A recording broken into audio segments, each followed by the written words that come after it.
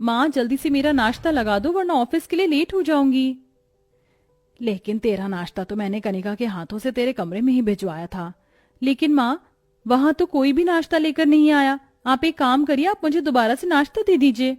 लेकिन बेटा, मैंने तो सबके हिसाब से नाश्ता बनाया था और अब नाश्ता खत्म हो चुका है। दोबारा बनाऊंगी तो काफी वक्त लग जाएगा। क्या माँ, आप थोड़ा ज्यादा नाश्ता नहीं बना सकती हो? 3 दिन से कैंटीन से ही नाश्ता लेकर खा रही हूँ। कैंटीन का खा खा कर मेरे पेट में दर्द शुरू हो गया है।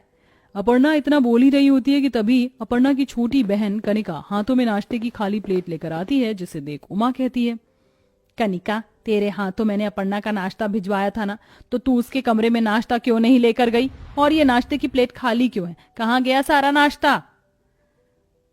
अरे माँ, अगर नाश्ते की प्लेट खाली है तो इसका मतलब यही हुआ ना कि नाश्ता अब मेरे पेट में है। मैं नाश्ता लेकर अपर्णा के कमरे में जा तो रही थी, लेकिन मुझे सीढ़ियों पर बहुत तेज भूख लगने शुरू हुई और मैंने सारा नाश्ता खुद ही खा लिया। क्या? अरे भूखी इंसान, सबसे पहले मैंने नाश्ता तुझे ही दिया था। पूरे 5 पनीर के पराठे खाए हैं तूने, फिर भी तेरा पेट नहीं भरा, जो तूने अपनी बहन का नाश्ता भी खा लिया। अरे माँ, आप किसे समझा रही हो? इस मोटी बुद्धि बैल के सामने तो कुछ कहने का कोई फायदा ही नहीं है। जब देखो बैल की तरह बैठ कर चढ़ती रहती है। तूने कभी अपने आप को आईने में देखा है? तेरे शरीर की क्या हालत हो चुकी है। कुछ साल पहले तेरा वजन बिल्कुल मेरे जितना ही था, लेकिन अब देखो, मुझसे तू वजन में दुगनी है, दुगनी। अपर्णा बिल्कुल ठीक कह रही है। अभी भी वक्त है अपने खाने पर कंट्रोल रख और अपना वजन कम करना, वरना एक दिन गुब्बारे की तरह फूल फूल कर फट जाएगी। अपनी माँ उमा और बड़ी बहन अपर्णा की बात सुन कनिका अपने कमरे में आ जाती है, जिसे देख अपर्णा और उमा को यही लगता है कि शायद इस बार कनिका उनकी बात समझ गई है। लेकिन ये उनकी सबसे बड़ी गलतफहमी होती है। कनिका अपने कमरे में आती है और अपनी अलमारी से बिस्कुट नमकीन निकाल कर खाने लगती है। क्या लगता है इन्हें, ये मुझे खाना छोड़ने के लिए बोलेंगे और मैं छोड़ दूंगी। अरे इसी खाने के लिए तो मैं जी रही हूँ, इसके बिना तो मेरी जिंदगी वीराना मूवी की हीरोइन की तरह हो जाएगी। कनिका को बचपन से ही खाने का बड़ा शौक था। शुरुआत में तो कनिका का वजन इतना खाना खाने के बाद भी ठीक ठाक ही था, लेकिन जैसे जैसे वक्त गुजरता है वैसे वैसे कनिका का वजन भी अब बढ़ता जाता है। ऐसे ही कुछ वक्त और गुजर जाता है। उमा की बड़ी बेटी अपर्णा की खूबसूरती और उसके पतलेपन के लिए तो आए दिन नए नए रिश्ते आते रहते हैं, लेकिन छोटी बेटी के मोटापे को देख उसके लिए कोई भी रिश्ता नहीं आता था, जिसके चलते उमा अब अपनी दोनों बेटियों का एक साथ घर बसाने का सोचती है। बहन जी, हमारी तरफ से तो आप ये रिश्ता पक्का समझिए। अब आपकी अपर्णा ही हमारे घर की बड़ी बहू बनेगी। बहन जी, रिश्ता तो मुझे भी मंजूर है, लेकिन मेरी बड़ी बेटी आपके घर की बड़ी बहू तभी बनेगी जब आप मेरी छोटी बेटी को अपने घर की छोटी बहू बनाओगे। अरे ये कैसी शर्त रख दी इन लोगों ने? भला इतनी मोटी लड़की को कौन ही अपने घर की बहू बनाना चाहेगा? लेकिन अगर मैंने इस रिश्ते से मना कर दिया तो इतनी दुबली पतली सुंदर बहू और इतना सारा दहेज मेरे हाथ से निकल जाएगा। दहेज के लालच में आकर मनोरमा अपर्णा के साथ साथ कनिका को भी अब अपनी बहू बनाने के लिए राजी हो जाती है। ऐसे ही थोड़ा समय गुजरता है और आखिरकार दोनों पतली मोटी बहनों की एक ही घर में शादी हो जाती है। शादी के बाद मनोरमा अपनी दोनों बहुओं का बड़े प्यार से गृह प्रवेश करती है, लेकिन गृह प्रवेश में आई पड़ोस की औरतें जैसे ही कनिका का मोटापा देखती हैं तो वो बातें बनाने में जरा भी देर नहीं करती। अरे मनोरमा बहन, तुम बहू लाने गई थी या बुलडोजर लाने के लिए? ये कितनी मोटी बहू लेकर आई हो तुम। ये बेचारी तो ठीक से सोफे पर भी नहीं बैठ पा रही है। ये मोटी नहीं है, बस हेल्दी है और खाते पीते घर की भी तो है। खाते पीते घर के तो हम भी हैं, लेकिन हम इसकी तरह हाथी का बच्चा थोड़ी ना है। जहां पड़ोसन की बातें सुन मनोरमा को कनिका के मोटापे पर गुस्सा आ रहा होता है, वहीं कनिका को तो कोई फर्क ही नहीं पड़ता। ऐसे ही शादी का दिन गुजर जाता है और आज पतली जेठानी और मोटी देवरानी की पहली रसोई की रस्म होती है। कनिका, मेरी बात कान खोलकर सुन। आज हम दोनों की पहली रसोई की रस्म है, इसलिए खाना बनाने में किसी भी तरह की गलती मत करना और सबसे जरूरी बात, हमें सिर्फ खाना बनाना है। खाना हमारे ससुराल वाले खाएंगे, हम नहीं। कहीं पूरियां तलते तलते खुद ही उन्हें चट मत कर जाना। अरे हाँ बाबा, माना मेरा शरीर बैल जितना है, लेकिन बुद्धि मेरे में इंसानों वाली है।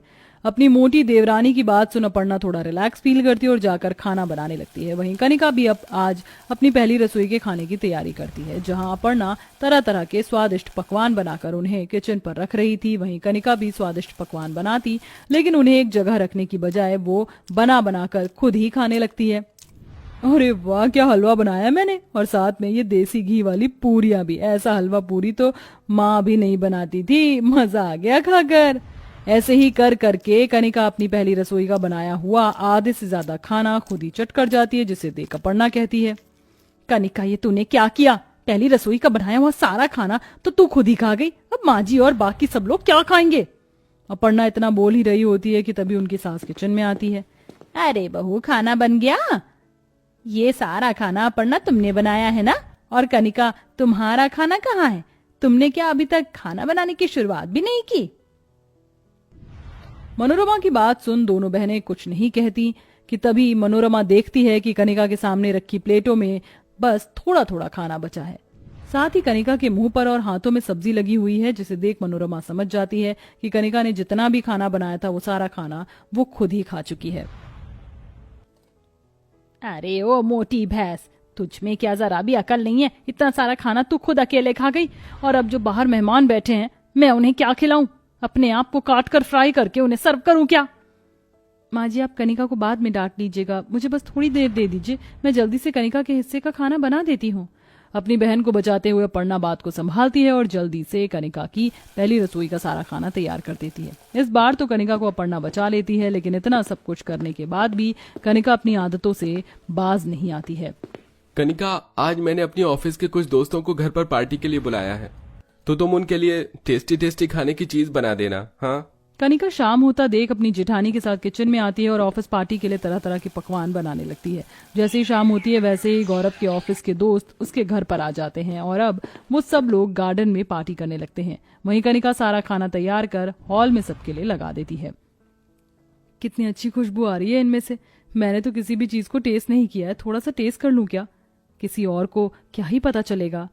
कनिका खाना टेस्ट करने लगती है और अब उसे अपने हाथ का बनाया हुआ खाना इतना पसंद आता है कि वो धीरे धीरे कर खाना खुद अकेले ही खा जाती है कि तभी वहां गौरव अपने सभी दोस्तों के साथ आता है। गौरव के ऑफिस के दोस्त जैसे ही कनिका को सारा खाना खाते हुए देखते हैं तो उस पर हंसने लगते हैं। अरे गौरव, ये क्या? ये खाना तूने हमारे लिए बनवाया था या भाभी के लिए? इन्होंने तो हम 50 लोगों का खाना खुद अकेले ही खा लिया। तेरी पत्नी का मुंह है या डोरेमोन की पॉकेट जो इतना सब कुछ आराम से आ गया। सभी दोस्त गौरव का काफी मजाक उड़ाते हैं और वहां से चले जाते हैं, जिसके बाद गौरव कहता है, पड़ गया तुम्हें चैन मेरे सभी दोस्तों से मेरी बेइज्जती करवा कर? अरे क्या जरूरत थी इतना सब कुछ अकेले खाने की? थोड़ी देर रुक नहीं सकती थी क्या? अरे बेटा, तू क्यों भैंस के सामने बीन बजा रहा है? ये बैल बुद्धि कुछ भी नहीं समझने वाली है। मनोरमा की बात बिल्कुल सच होती है, क्योंकि इतना सब कुछ करने के बाद भी कनिका की हरकत में जरा भी सुधार नहीं आता और पहले की तरह ही हमेशा खाना बनाते बनाते खुद ही अकेले चरने लग जाती है, जिसके चलते अब जहां कनिका का वजन 80 किलो था वहीं अब धीरे धीरे कनिका का वजन 90 के पार होने लगता है और अब कनिका को उठने बैठने चलने फिरने में भी काफी दिक्कत आती है। सभी घर वाले डॉक्टर को घर पर बुलाते हैं। डॉक्टर कनिका को अच्छे से एग्जामिन करता है और साथ में उसका वजन भी तोलता है। मुझे नहीं लगता कि इनकी हालत देखते हुए मुझे आपको कुछ बताने की जरूरत है। इनकी हालत देखकर तो कोई भी आराम से बता सकता है कि इन्हें इतनी परेशानी हो रही है। इनका वजन तकरीबन 96-95 के आसपास पहुंच चुका है। अगर ये इसी तरह खाती रही और इन्होंने अपनी सेहत पर ध्यान नहीं दिया तो कल को इनका वजन 1 टन के पार पहुंच चुका होगा। अभी भी वक्त है, ये एक्सरसाइज करके और एक अच्छी डाइट से अपना वजन कम कर सकती हैं, वरना कल को अगर इन्हें अपना वजन कम करना होगा तो सिर्फ इनकी सर्जरी ही की जाएगी। नहीं डॉक्टर, ऐसा नहीं हो सकता। ये क्या हो गया मेरे शरीर के साथ? मैंने कभी नहीं चाहता कि मेरे शरीर की ऐसी हालत हो। चाहा तो हमने भी नहीं था कनिका, इसलिए हम तुम्हें हमेशा समझाते थे, लेकिन तुमने कब हमारी सुनी? जहां इतने समय से सभी के लाख समझाने पर भी कनिका को अपनी गलती का एहसास नहीं हुआ था, वहीं डॉक्टर की बात सुन कनिका को आखिरकार अपनी गलती का एहसास हो जाता है, जिसके बाद अब कनिका खाने में सिर्फ सलाद और जूस लेती है और सुबह से शाम तक अलग अलग एक्सरसाइज करती है, जिसके चलते कनिका का वजन धीरे धीरे कम होने लगता है और तकरीबन 6 महीनों में कनिका बिल्कुल फिट हो जाती है और अब कनिका हमेशा अपनी डाइट पर ध्यान देती है और इसी के साथ कनिका को उसके जीवन की सबसे बड़ी और अच्छी सीख भी मिल जाती है। तो दोस्तों, क्या लगता है आपको, क्या बड़े जो हमारे ऊपर रोक टोक करते हैं उसमें हमारी भलाई होती है? तो क्या लगता है आपको, क्या हमें उनकी बातों पर ध्यान देना चाहिए या हमारी स्टोरी की मोटी देवरानी की तरह इग्नोर करना चाहिए? हमें कमेंट करके जरूर बताएं कि आपको भी यही लगता है अगर कनिका अपने पर ध्यान देती तो उसकी आज ये हालत नहीं होती। लेकिन कहते हैं ना, अंत भला तो सब भला।